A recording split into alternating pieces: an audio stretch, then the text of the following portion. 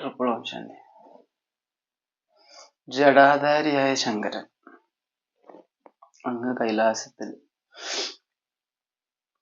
തപസ്സനുഷ്ഠിക്കുന്നു. അവിടെ പാർവതി സമേതനാണ്. ഇതൊക്കെ പറയുന്നുണ്ട് ഒരു ഭാഗട്ട. അതേപോലെ തന്നെ ഈ ശങ്കരന്റെ കഴുത്തിൽ മാലയിട്ട് നാഗത്തിനെ കാണിച്ചിട്ടുണ്ട്.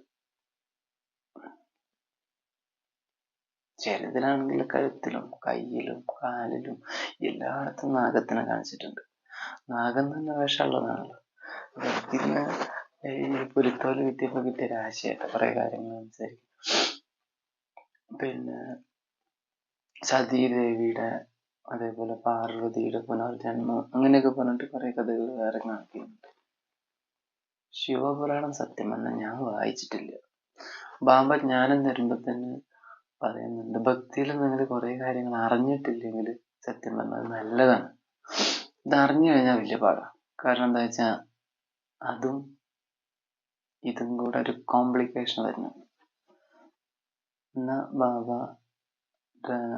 പഠിത്ത മുരളിയിലൊക്കെ പറഞ്ഞെന്താ വെച്ചാല്, ഭക്തിനും ജ്ഞാനത്തിനും രണ്ട് തട്ടിലിട്ട് കഴിഞ്ഞാൽ ജ്ഞാനത്തിന്റെ തട്ട് ഉയർത്താൻ ഭക്തിയുടെ തട്ട് ഏതെല്ലാം എടുത്തിട്ട് വെച്ചാലും, വേദങ്ങൾ, ഉപനിഷത്തുകൾ, ഋഗ്വേദം, യജുർവേദം, സാമവേദം, അഥർവവേദം, അതുപോലെ ഭഗവത്ഗീത, രാമായണം, ശിവപുരാണം, ഗരുഡപുരാണം ഒക്കെ എടുത്ത് വെച്ചാൽ ജ്ഞാനത്തിന്റെ തട്ട്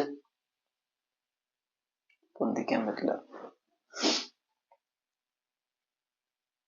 ജ്ഞാനത്തിന്റെ തട്ട് അത്രയും പവർഫുൾ ആണ്. ബാബ പറഞ്ഞു അത് ആർക്കും മനസ്സിലാവില്ല.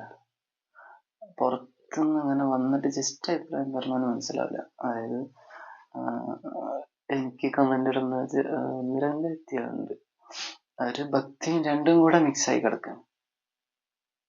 ശിവശങ്കരന്റെ കാര്യം ആൾക്കറിയാം, നന്നായിട്ട് അറിയാം.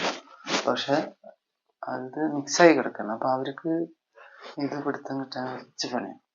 ഇന്ന ആൾക്ക് ജ്ഞാനമുണ്ട്, പക്ഷെ ജ്ഞാനം നല്ലതാണ്. അത്രയെങ്കിലും ഉണ്ടല്ലോ. ഇനി സമയം വരും, സന്ദർഭങ്ങൾ അജാനക്കായിട്ട് ബാബു പറഞ്ഞ കുറെ കാര്യങ്ങൾ ടപ്പേന്ന് നടക്കുമ്പോ ഇത് കേട്ടുപോയിട്ടുണ്ട്, കുറേ പേര് കേട്ടുപോയിട്ടുണ്ട്. വളരെ സിമ്പിളാന്ന് അറിയാം. 5000 വർഷത്തെ കാര്യമാണെന്ന് അറിയാം. എന്നാ ഇതങ്ങോട്ട് ഉൾക്കൊള്ളാൻ കുറച്ച് പ്രയാസങ്ങളുണ്ട്. അതിനിങ്ങനെ പാർട്ടുകൾ വരുമ്പോ സമയങ്ങൾ, അതായത് ഇത് പറഞ്ഞു തുടങ്ങിയിട്ട് കുറെ കാലങ്ങളായി, 88 വർഷം കഴിഞ്ഞു. അതിൻ്റെ ഇടയ്ക്ക് എന്തെങ്കിലും സംഭവിച്ചിട്ടുണ്ട്. ഹിരോഷിമയിൽ ബോംബിട്ടു, ടപ്പ കോടിക്കണക്കിന് ആളുകൾ അന്ന് പോയി. കണക്കൊന്നുമില്ല. അന്ന് എത്ര പേരവിടെ ജീവിച്ചിട്ടുണ്ടെന്ന് കണക്കില്ല. ഇപ്പോ നമ്മുടെ വയനാട് ഒരു ഉരുൾപൊട്ടല്, തമിഴ്നാട്ടിലൊരു ഉരുൾപൊട്ടല്, നേപ്പാളില്, കാശ്മീരില് പല സ്ഥലങ്ങളും നടക്കുന്നുണ്ട്. ഒന്ന് മൊത്തത്തിൽ കണക്കെടുക്കുക.